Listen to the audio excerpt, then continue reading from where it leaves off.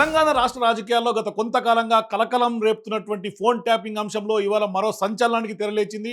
పెద్ద ఎత్తున సిట్ అధికారులు ఇప్పటికే కొంత ఫోన్ ట్యాపింగ్‌లో మూలాలను వెతికే ప్రయత్నం చేస్తున్నటువంటి క్రమంలో ఇప్పటిదాకా మాజీ మంత్రులు కేటీఆర్, అట్లాగే హరీష్ రావు, మొన్నటికి మొన్న మాజీ ఎంపీ సంతోష్ ఇట్లా వాళ్ళందరూ కూడా విచారణ క్రమం ఎదుర్కొంటున్నటువంటి నేపథ్యంలో తాజాగా ఫామ్ హౌస్‌లో ఉన్నటువంటి మాజీ ముఖ్యమంత్రి కేసీఆర్ కూడా సిట్ అధికారులు నోటీసులు ఇచ్చేందుకు రంగం సిద్ధం చేశారు. ఇప్పటికే ఒక టీం కూడా బయలుదేరి ఫామ్ హౌస్‌కి వెళ్ళినట్టుగా స్పష్టంగా మనకు సమాచారం అందుతోంది. ఈ నేపథ్యంలో కేసీఆర్‌కు ఇవాళ సిట్ నోటీసులు జారీ చేసే అవకాశాలు స్పష్టంగా కనిపిస్తున్నాయి. మరోవైపు సిట్ నోటీసులు ఇచ్చిన తర్వాత ఫామ్ హౌస్‌లోని రేపు కేసీఆర్‌ని కొంత విచారణ జరిపే అవకాశం ఉందంటూ కూడా కొంత సమాచారం అయితే వస్తోంది. స్పష్టంగా ఇవాళ నోటీసులు జారీ చేయటం, రేపు స్వయంగా సిట్ అధికారులు ఎవరైతే సిట్ చీఫ్‌గా ఉన్నటువంటి సజ్జనార్‌తో సహా కొంత ఉన్నతాధికారులందరూ కూడా ఫామ్ హౌస్‌కి స్వయంగా వెళ్లి అక్కడే కేసీఆర్ గారిని విచారణ జరపాలని కూడా సిట్ అధికారులు నిర్ణయం తీసుకున్నట్టుగా తెలుస్తుంది. మరోవైపు ఇప్పుడు సిట్ అధికారులు ఈ ఫోన్ ట్యాపింగ్ అంశంలో ఏం తేల్చబోతున్నారు అనేది కొంత ఆసక్తిని రైజ్ చేస్తోంది. మరోవైపు స్పష్టంగా గత కొంతకాలంగా తెలంగాణ రాష్ట్ర రాజకీయాల్లో కలకలం రేపుతోంది ఫోన్ ట్యాపింగ్ అంశం స్పష్టంగా మనం చెప్పొచ్చు. పెద్ద ఎత్తున అంటే గడిచినటువంటి కేసీఆర్ గారి బీఆర్ఎస్ పార్టీ పాలనలో గత 10 ఏళ్లుగా ఫోన్ ట్యాపింగ్ జరిగిందనే ఆరోపణలు అయితే స్పష్టంగా ఇప్పుడున్నటువంటి కాంగ్రెస్ పార్టీ ప్రభుత్వం చేయటం, కొంత ఒక ఛానల్ చైర్మన్‌తో పాటుగా, ఎండీతో పాటుగా కొంత గతంలో హరీష్ రావు గారిని, మాజీ మంత్రులుగా ఉన్నటువంటి కేటీఆర్ ఇట్లా స్వయంగా అందరినీ కూడా విచారించారు. విదేశాల్లో ఉన్నటువంటి మాజీ ఇంటెలిజెన్స్ చీఫ్‌గా ఉన్నటువంటి ప్రభాకర్ రావును హైదరాబాద్‌కి పిలిపించి మరి విచారణ జరుపుతున్నటువంటి క్రమం కనిపిస్తుంది. మరోవైపు ప్రదీప్ రావు, భుజంగరావు, రాధాకృష్ణరావు ఇట్లా వరుసగా కొంతమంది ఉన్నతాధికారులు అప్పుడు ప్రభుత్వంలో పనిచేసినటువంటి ఇంటెలిజెన్స్ అధికారులు ఇచ్చినటువంటి సమాచారం మేరకైతే విచారణ కొనసాగుతున్నటువంటి క్రమం కనిపిస్తోంది. మరోవైపు స్పష్టంగా ఇప్పుడు ఫామ్ హౌస్‌కి వెళ్తున్నటువంటి సిట్ అధికారులు స్వయంగా కేసీఆర్ గారిని కలిసి ఇప్పుడు నోటీసులు జారీ చేసే అవకాశాలు ఉన్నాయి. సో ఇప్పుడు ఫోన్ ట్యాపింగ్ అంశంలో సిట్ అధికారులు విచారణ జరుపుతున్నటువంటి క్రమం చూస్తే కనుక స్పష్టంగా గతంలో చాలా వరకు కూడా అంటే మాజీ మంత్రులు బండి సంజయ్ ఇట్లా చాలా మంది తెలంగాణ రాష్ట్ర రాజకీయాల్లో ఉన్నటువంటి అంటే టీపీసీ చీఫ్గా ఉన్నటువంటి మహేష్ కుమార్ గౌడ్ ఇట్లా కొంతమంది రాజకీయ ఉన్నతంగా ఉన్నటువంటి రాజకీయ నాయకుల యొక్క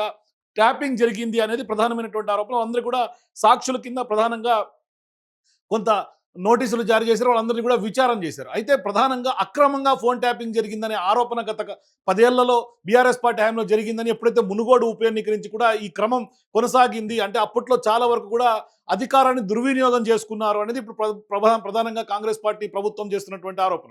సో ఈ నేపథ్యంలో గతంలో ఎవరైతే అధికారులుగా ఉన్నటువంటి ప్రభాకర్ రావు కానీ, లేదంటే కనుక రాధాకృష్ణరావు కానీ, భుజంగరావు, ప్రదీప్ రావు ఇట్లా స్వయంగా ఇంటెలిజెన్స్‌లో పనిచేసినటువంటి ఆనాటి అధికారులందరూ కూడా బిగ్ బాస్ చెప్పినట్టుగానే మేము చేశాము అని స్పష్టంగా చెప్పటం. సో ఇప్పుడు గతంలో స్వయంగా ఇదే కేసీఆర్ గతంలో ఎంపీ ఎలక్షన్స్ అప్పుడు అంటే పార్లమెంట్ ఎన్నికల సందర్భంగా ఫోన్ ట్యాపింగ్ గురించి ఆనాడు ప్రశ్నలు సంధించిన సందర్భంగా ఒక స్టూడియోలో స్వయంగా కేసీఆర్ గారు మాట్లాడితే అది ఖచ్చితంగా పోలీస్ అధికారుల యొక్క డ్యూటీలో భాగంగా వాళ్ళు చేశారు తప్పితే రాజకీయంగా మాకు మా పార్టీకి అది ఎటువంటి సంబంధం లేదంటూ కూడా స్పష్టంగా చెప్పారు. అదే విషయాన్ని కేటీఆర్ స్వయంగా పదే పదే చెప్పుకుంటూ వచ్చారు.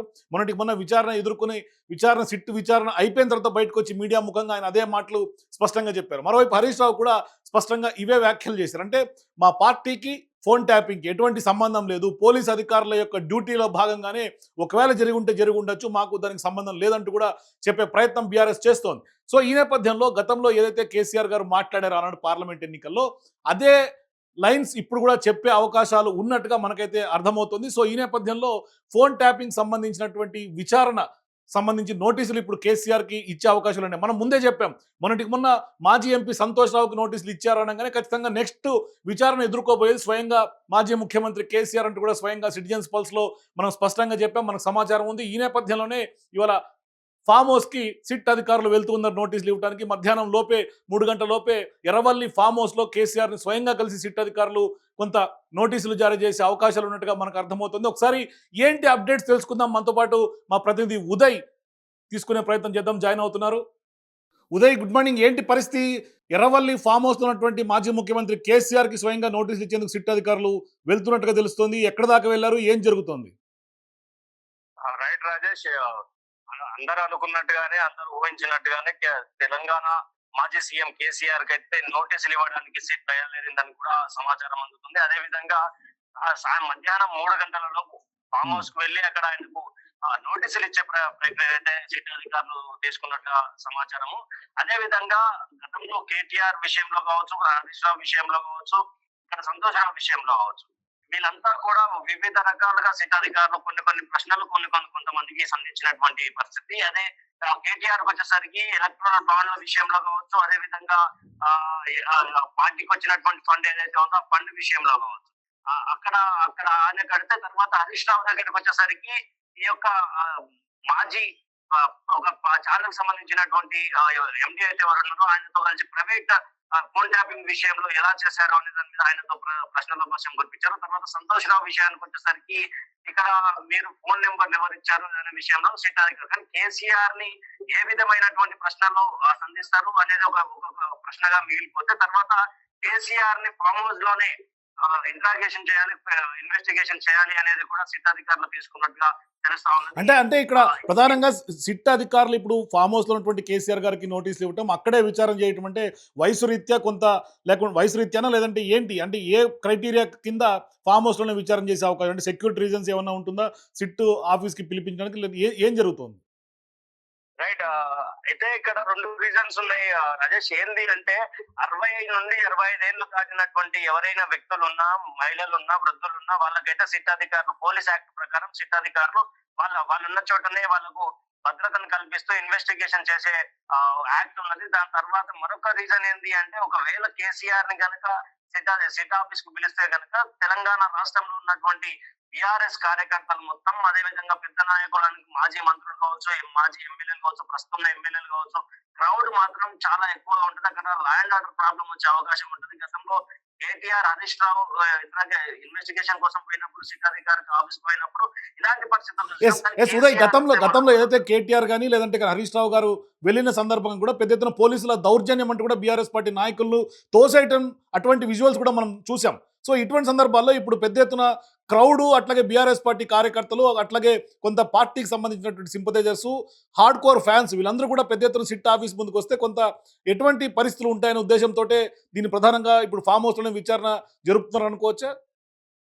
అంటే ముఖ్యంగా పోలీస్ యాక్ట్ ప్రకారం అయితే 60 ఏళ్ళు దాటినటువంటి వ్యక్తిని అయితే ఎవరైనా సరే, ఇప్పుడు మాజీ ముఖ్యమంత్రిగా ఉన్నటువంటి కేసీఆర్ అయినా సరే, తర్వాత ఎవరైనా మహిళ అయినా సరే, ఎవరైనా కానీ వాళ్ళ ఎక్కడైతే నివసిస్తున్నారో అక్కడే పోయి అక్కడ విచారించాల్సినటువంటి అవసరం ఉంటుంది. కానీ ఒకవేళ వీళ్ళు కనుక సిట్ అధికారుల ఆఫీస్ కి పిలిచి ఇన్వెస్టిగేషన్ చేద్దామనే ఫీలింగ్ వస్తే మాత్రం ఇక్కడ తెలంగాణ రాష్ట్రంలో ఉన్నటువంటి యావత్ బీఆర్ఎస్ పార్టీ కార్యకర్తలు, నేతలంతా కూడా అక్కడ గుమ్మి కొడితే పోలీస్ లా అండ్ ఆర్డర్ దెబ్బతిని గతంలో ఏదైతే లాఠీ చార్జ్ చేయాల్సి వచ్చిందో ఇప్పుడు లాఠీ చార్జ్ చేయాల్సిన కానీ ప్రధానంగా ఉదయ్ ఇప్పటిదాకా కేటీఆర్ గారు కానీ లేదంటే హరీష్ రావు గారు కానీ మా పార్టీకి ఫోన్ ట్యాపింగ్ ఎటువంటి సంబంధం లేదని చెప్తున్నారు. గతంలో పార్లమెంట్ ఎన్నికల సందర్భంగా కూడా కేసీఆర్ గారు స్వయంగా ఆ రోజు ఒక స్టూడియోలో మాట్లాడితే అది ఖచ్చితంగా పోలీసు ఉన్నతాధికారులు ఇంటెలిజెన్స్లో భాగంగా వాళ్ళు చేసినటువంటి పనిగానే ఆయన చెప్పారు. కానీ ఎక్కడ కూడా ఫోన్ ట్యాపింగ్ జరిగిందని కానీ మా పార్టీకి సంబంధం అని కానీ ఎక్కడ ఆయన మాట్లాడనటువంటి అంటే అడ్మిట్ కాలా కేసీఆర్ గారు ఆ రోజు కూడా. అయితే ఇవాళ కూడా సేమ్ అదే సమాధానాలు సిట్ ముందు ఉంచే అవకాశాలు ఉంటాయా? అంటే ఏ విధంగా ఇప్పుడు కేసీఆర్ గారిని ప్రశ్నించే అవకాశాలు ఉన్నాయనేది ఇప్పటి వరకు సిట్ అయితే ఇప్పటి వరకు చెప్పలేదు. వివిధ రకాలుగా ముగ్గురిని ప్రశ్నించూ వస్తా ఉన్నారు. అదే కానీ ఇక్కడ కేసీఆర్ గారు గతంలో చెప్పిన తర్వాత ఏదైతే కాన్స్టిట్యూషన్ ప్రకారంగా చూసినా కూడా పోలీస్ అధికారులకే పూర్తి స్థాయిలో ఫోన్ ట్యాపింగ్ పై వాళ్ళకి అవగాహన ఉంటుంది, వాళ్ళకే సంబంధం ఉంటుంది. కానీ ఇలాంటి ఎమ్మెల్యేలకు, ముఖ్యమంత్రులకు ఎలాంటి సంబంధం ఉండదని గతంలో ఇక్కడ ముఖ్యమంత్రి గారు చెప్పడం, తర్వాత కేటీఆర్ గారు చెప్పడం కూడా అదే జరిగింది. అయితే ఇప్పుడున్నటువంటి శివధర్ రెడ్డి గారు కావచ్చు, గతంలో మహేందర్ రెడ్డి గారు కావచ్చు, తర్వాత ప్రభాకర్ రావు కావచ్చు, వీళ్ళందరికీ ముఖ్యంగా బీఆర్ఎస్ సంబంధించినటువంటి నేతలను కాకుండా పోలీస్ అధికారులను విచారిస్తే కనుక మీకు పూర్తి డీటెయిల్స్ వస్తాయి. ఫోన్ ట్యాపింగ్ కి రాజకీయ నేతలకు, ఎమ్మెల్యేలకు కానీ ముఖ్యమంత్రులకు సంబంధాలు ఉండవు అనేది కూడా గతంలో క్లియర్ గా చెప్పినటువంటి విషయం. కానీ ఇప్పుడు కేసీఆర్ విషయానికి వచ్చేసరికి ఎలాంటి ప్రశ్నలు సంధిస్తారు, అలాంటి ప్రశ్నలకు ఆయన జవాబిచ్చే అవకాశాలు అంటే జవాబిస్తే సిట్ అధికారులు ఇంకా మరి దీన్ని త్వరలోనే ముగించాల్సినటువంటి అవసరం ఉన్నది. ఎందుకంటే మార్చ్ ఫస్ట్ వీక్ లో ఇది ఒక లైన్ లోకి తీసుకురావాలన్నది కూడా సజ్జనార్ నేతృత్వంలో జరుగుతుంది. కాబట్టి ఇది ఒక లైన్ లోకి తీసుకొచ్చిన తర్వాత అది ప్రభుత్వం ముందు పెట్టాల్సినటువంటి ఆవశ్యకత కనిపిస్తుంది. Thank you Uday. సో మొత్తం మీద సిట్ అధికారులు అయితే మాత్రం ఫామ్ హౌస్ ఎర్రవల్లికి వెళ్ళి మరి నోటీసులు జారీ చేసే అవకాశాలు కనిపిస్తున్నాయి. ఇప్పటికే టీం బయలుదేరినట్టుగా సమాచారం అందుతుంది. సో ఇప్పుడు రేపు జరగబోయే విచారణలో కేసీఆర్ గారికి ఎటువంటి ప్రశ్నలు సిట్ సంధిస్తుంది, మరోవైపు ఆయన సమాధానాలు ఏ విధంగా ఉండబోతున్నాయి, ఓవరాల్గా సిట్ అధికారులు ఫోన్ ట్యాపింగ్లో ఏం తేల్చబోతున్నారు. ఎందుకంటే బీఆర్ఎస్ వాదన పొలిటికల్ పార్టీకి అట్లాగే ఫోన్ ట్యాపింగ్ అంశానికి మాకు సంబంధం లేదని బీఆర్ఎస్ వాదనగా మనకు కనిపిస్తోంది. మరి సిట్ అధికారులు ఏం తేల్చబోతున్నారు? మీరు కూడా మీ అభిప్రాయాల కింద కామెంట్స్ తెలియజేయండి. For more videos please watch citizens pulse.